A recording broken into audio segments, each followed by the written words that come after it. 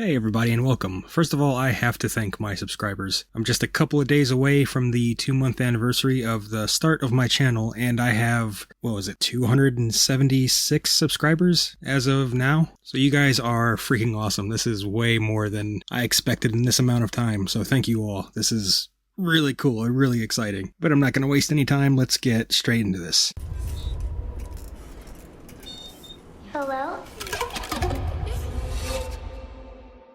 What's your name?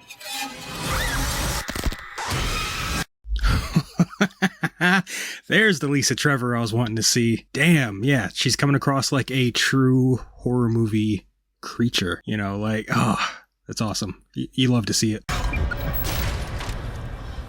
the hell happened here? The Umbrella Corporation's been experimenting on this town since we were kids. People are getting sick. We have to stop Umbrella. Show me your hands! What the The world needs to know what's really going on.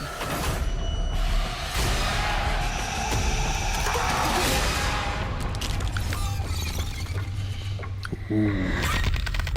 Right. Get out of this town! Resident Evil, Welcome to Raccoon City. Rated R. Exclusively in movie theaters November 24th. Okay, that was great. Okay, so the tone of this trailer, like if this was the first trailer we got, my hype would have just absolutely skyrocketed. This trailer showed so much promise and so much of a horror focus and so much of that tone that I wanted and was hoping for from the very beginning. Lisa Trevor here actually looks threatening. Let's see, let's go through and try to find some of the extra details. Ooh, so that's Ben Bertolucci there in what looks like the RPD jail. Just like in the game, actually. And, I mean, look at his stomach there. Was he eaten by a zombie, or do we actually have, like, a G-monster stomach burster situation here? I honestly, with as many changes as they're making with this movie, I just assumed those little buggers were being left out. And granted, this isn't any kind of confirmation. I'm not saying they're gonna be in it now.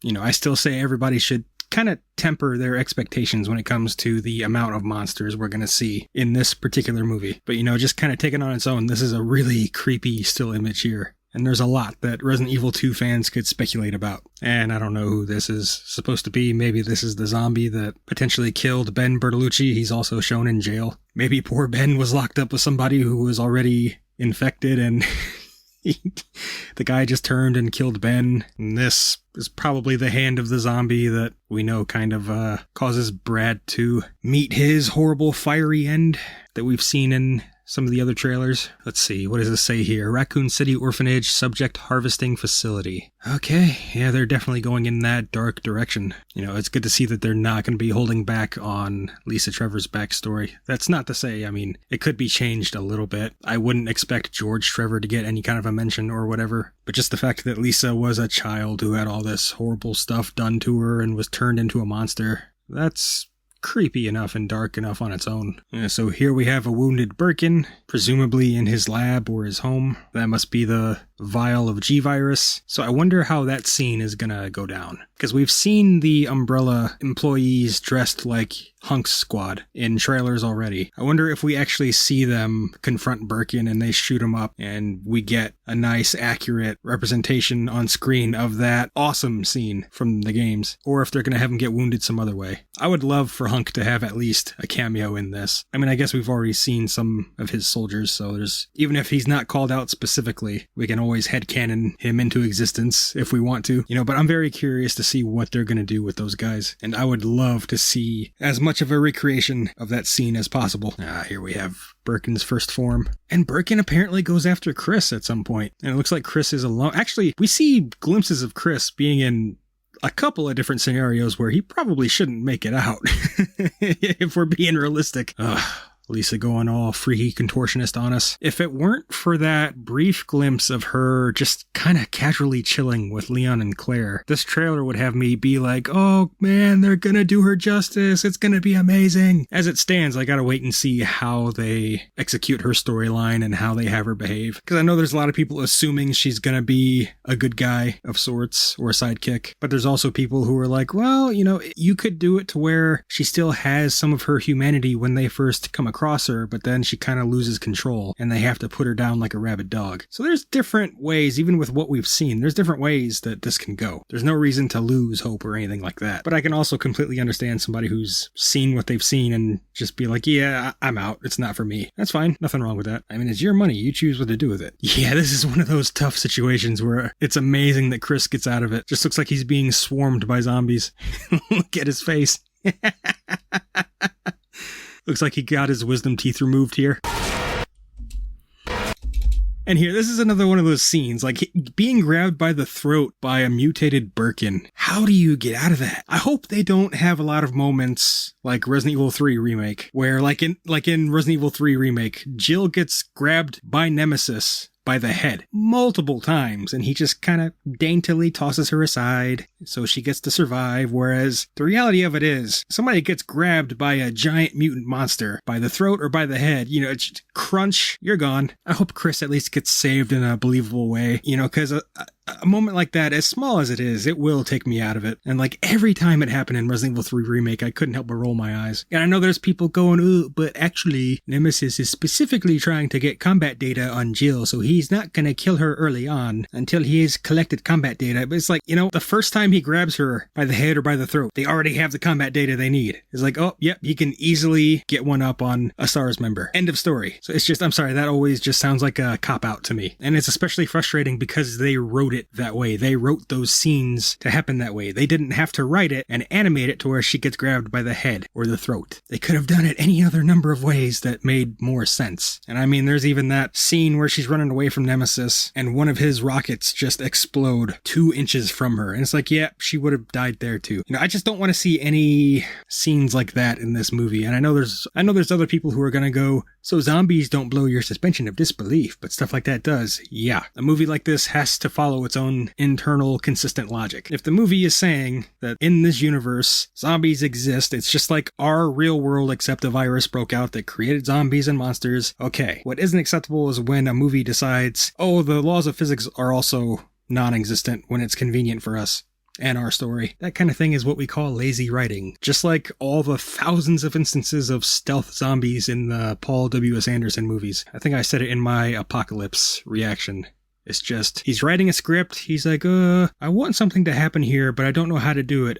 Suddenly zombies. And they just spawn into the scene. The more of that we avoid in this movie, the better this movie will be. And that rant is over now.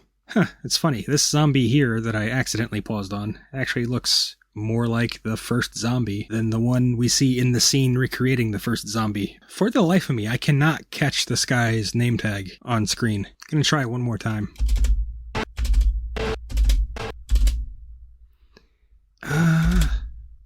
Dang it. Nah.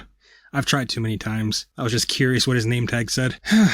But yeah, taking this trailer on its own, it's great, and it shows me everything I wanted to see in a trailer for this movie. The thing of it is, I can't just pretend that those character vignettes and everything else don't exist. So this trailer was great and all, but I still got the worries about that random-ass comedy injection that we got from the Wesker and Jill vignettes. That's still something to be a little bit wary about. And I've had people in the comments saying Resident Evil has always had comedy. And it's like, yeah, I even mentioned that in my other videos. I mentioned Barry, the king of dad jokes. I mentioned that the original Resident Evil is, modern day anyway, unintentionally funny. And there's small moments here and there. My point was, the type of comedy that they were putting in those vignettes that they showed us, it seemed a little more slapsticky than we're used to. It completely caught me off guard. And I'm sorry, but all you pricks in the comments who are also saying, ooh, nice fake laughter. I'm sorry, I got no time for you fuckers. I have not been so genuinely caught off guard by something that just made me explode into a giggle fit in a very long time. And I was in a relatively bad mood that day beforehand. So I just got to legitimately have my spirits lifted by that weird ass comedy, the whole bird thing and the Jill just pulling. I'm not going to go through it again. Watch that video if you have no clue what I'm talking about. But yeah, so that stuff is still in the back of my mind. But if the movie is more like this trailer in the tone that's being presented here, and that's the thing too. There was a point in time where we had an utter drought of information about this movie, and now that the marketing is full steam ahead, we're getting a kind of schizophrenic slipshod series of trailers and vignettes and interviews, and where it's like, the movie's gonna be this thing, but it's gonna have this, and it's gonna do this, but we're trying to accomplish this, and it's just... I honestly don't know what to expect anymore. I'm just excited and looking forward to getting the chance to watch the actual movie. Like, once again, people, I'm not being negative about this damn movie. People keep saying I am. Y'all should probably learn how to process somebody else's opinions and actually listen to what they're saying. But yeah, I'm looking forward to seeing the movie finally. But, so anyway, thanks again for watching. Like and subscribe if you want. If not, that's cool too. And if you like it a lot, go ahead and share it around. I won't be mad. I'm baffled. And I hope to see you next time. Bye.